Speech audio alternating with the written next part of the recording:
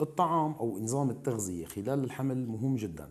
خلينا نركز على نقطة: الجنين جوات بطنك ما رح ينقصه شيء أبدا، رح ياخد كل شيء معادن وفيتامينات وكالسيوم وهالأمور منك ومن مخازنك ومن عظمك.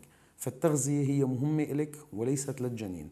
لذلك بنصحك دائما بتغذية سليمة، نبعد شوي عن الأكلات اللي بتكون فيها دهن كتير، نبعد عن الأكلات المالحة، نلتزم بنظام غذائي طبيعي من طبخ البيت، ولكن يكون فيه نسبة عالية من البروتينات، يكون فيه نسبة عالية من الألياف مشان ما يصير في عنا مشاكل لها علاقة بالكتم ومشاكل الجهاز الهضمي.